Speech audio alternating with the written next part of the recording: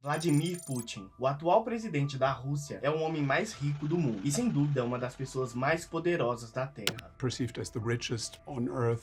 Well, I think Putin is significantly richer than me. Mas por trás de tanto poder e dinheiro, quais os segredos não falados da corte russa? Como o ex-KGB conseguiu se manter mais de 20 anos no poder? Para entender isso, precisamos voltar um pouco no passado e rever a sua história. Em 7 de outubro de 1952, 7 anos após o fim da Segunda Guerra Mundial, nascia Vladimir Vladimirovich Putin, na antiga cidade soviética de Leningrado, hoje nomeada como São Petersburgo. Tanto seu pai quanto a sua mãe sobreviveram ao terror da Segunda Guerra Mundial, guerra essa liderada por Adolf Hitler. Após a Alemanha invadir a Polônia e a Áustria, a União Soviética se encontrava em uma situação de extrema vulnerabilidade. Hitler autorizou a invasão à União Soviética, que até o período se encontrava neutra na guerra. Após a decisão da Alemanha nazista, se cravou uma guerra intensa no território russo, onde inúmeros inocentes e soldados deixaram a sua vida ali.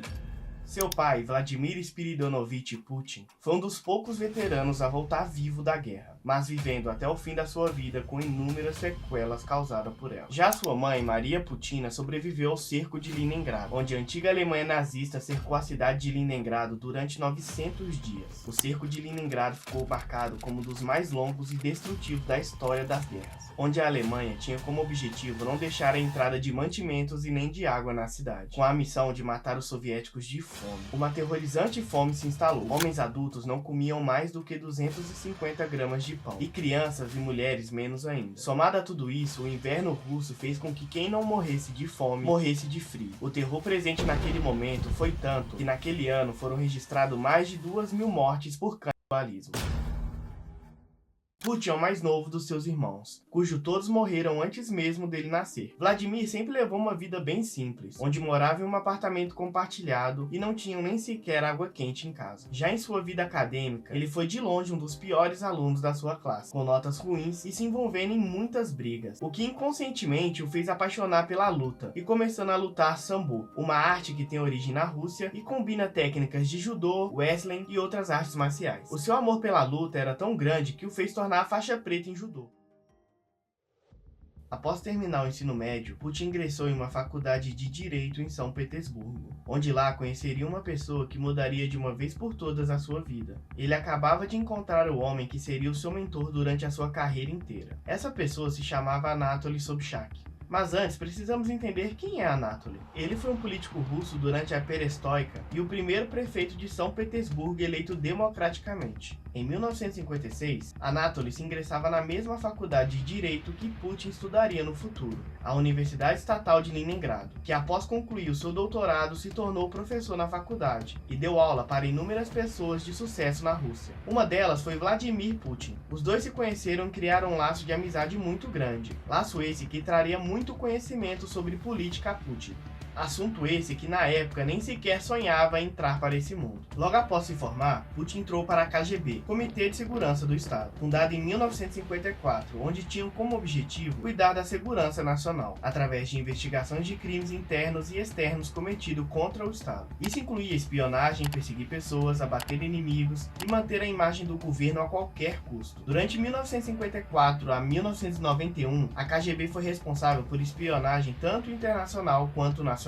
Prisões, sequestros, homicídios e tudo o que aconteceu nessa organização segue em sigilo até os dias de hoje. Durante o período de 75 a 91, Putin atuava como espião da KGB para o governo russo, onde até hoje não foi muito bem documentado o que exatamente ele fez naquele período. 16 anos depois, em 91, após o fim da KGB, Vladimir se aposentava das suas participações como espião para o governo. 5 anos depois, mudou-se para Moscou para ingressar na administração do atual presidente Boris Yeltsin. Ele serviu à presidência como diretor de Serviço Federal de Segurança e depois subiu para o cargo de secretário do Conselheiro de Segurança, que em agosto de 99 subiu para o cargo de primeiro-ministro. Logo em seguida, em 99, Yeltsin renuncia o cargo. Vladimir Putin se torna o presidente interino e em 4 meses foi eleito seu primeiro mandato como presidente da Rússia. Vladimir Putin assumiu a presidência de 2000 a 2004, 2004 a 2008. Mas após experimentar o poder da presidência, Putin queria se manter no poder mesmo assim. Dentro do regime russo, um presidente não pode ter mais que 2 mandatos seguidos, o que significa que ele não poderia se eleger no próximo ano. Pensando nisso, ele logo em seguida indica Dmitry Medvedev ao poder como seu sucessor. E após Dmitry ganhar as eleições, o mesmo indicou novamente Putin para o seu vice, em uma troca de favores muito evidente, o que fez com que em 2012 Vladimir se elegesse novamente, e ganhando mais uma vez as eleições, dessa vez com uma porcentagem altíssima.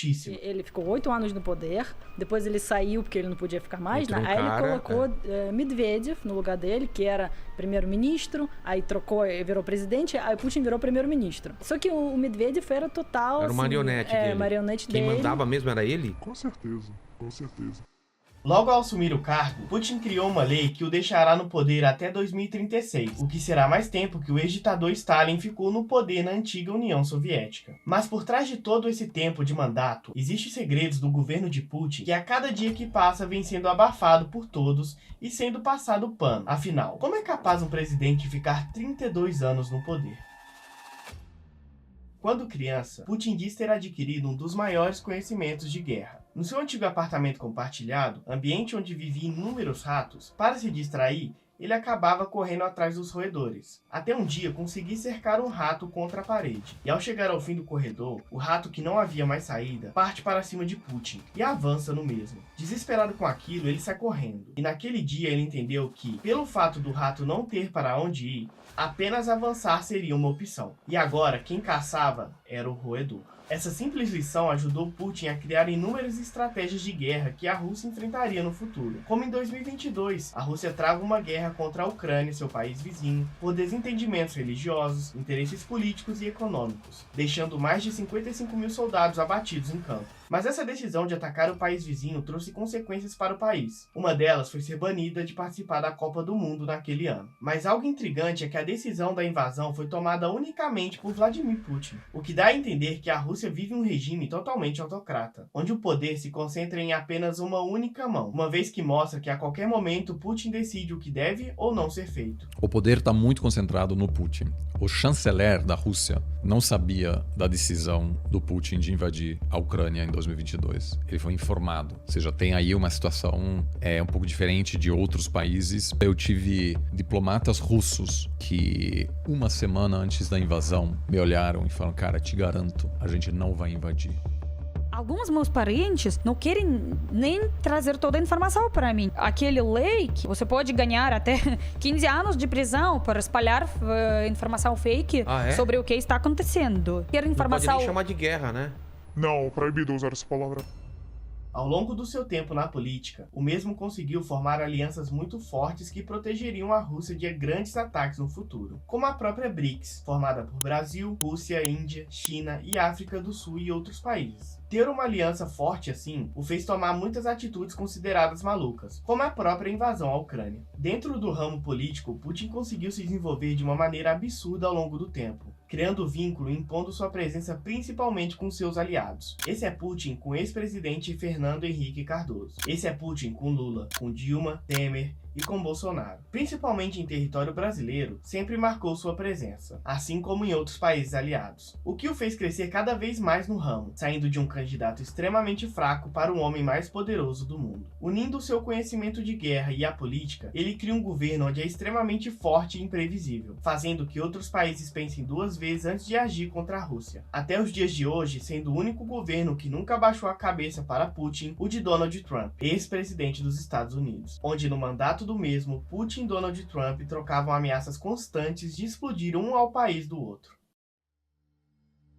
No governo de Putin, todos que ousassem assopor a liderança do mesmo, ao longo do tempo sempre acabavam sendo desligados de alguma maneira inusitada. Alexander Litvinenko, ex-espião russo, acusava o governo de Putin de ser extremamente sujo. Ele também acusava a liderança de Putin de ter ordenado o assassinato da ex-jornalista russa Anna Politkovskaya, quem foi encontrada em seu apartamento em meio a inúmeros tiros em seu corpo. Ela era uma pessoa que se opôs à opinião do governo russo. Por conta disso, a carreira de ser jornalista na antiga União Soviética se torna uma das profissões mais perigosas por lá. As pessoas começaram a ficar meio incontentes, aí começaram a aparecer alguns protestos.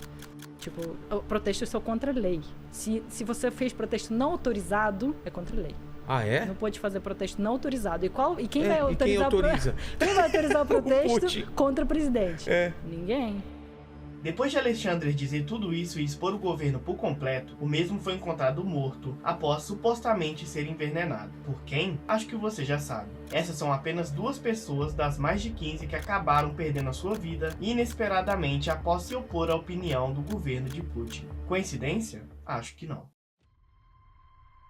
Putin diz levar uma vida muito simples, não ganhando mais do que $140 mil por ano, o que equivale a menos que $12 mil por mês. Ele diz também ter um apartamento com um pouco mais de 70 metros quadrados, mas ao longo de 20 anos no poder, essa conta realmente nunca bateu. Como ter um palácio banhado pelo Mar Negro, avaliado em mais de 6 bilhões de reais. Isso tudo com apenas 140 mil anual, sem contar o seu iate particular, avaliado em 100 milhões de dólares. Mas Vladimir é uma pessoa muito inteligente, e claramente tudo que foi citado nunca esteve em seu nome. 95% dos seus bens sempre estão ligados a familiares e parentes, mas jamais diretamente a ele. Como uma cortina de fumaça, ele se camufla e distrai a todos com a sua vida luxuosa. As únicas coisas registradas em seu nome são alguns relógios de luxo, avião, helicópteros, carros e iates. Bens esses que batem com o salário ao longo de 20 anos na política. O seu grande objetivo ao querer ficar até 2036 na presidência é totalmente por interesse financeiro, pois como um presidente totalmente autocrata, ele jamais poderá ser descoberto, e aquele que tentar descobrir acabará como Ana e Alexander, supostamente assassinados. Porque quando eu cheguei no Brasil, lendo algumas notícias e alguém me falou que